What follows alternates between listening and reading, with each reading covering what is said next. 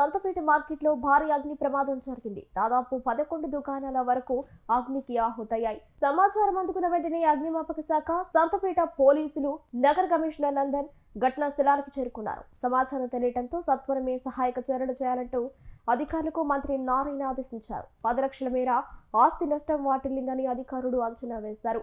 34 కెమెరాలున్న గత 15 రోజుల నుంచి పని చేయకపోవడంపై దుకాణదారులు అనుమానం వ్యక్తం చేస్తున్నారు.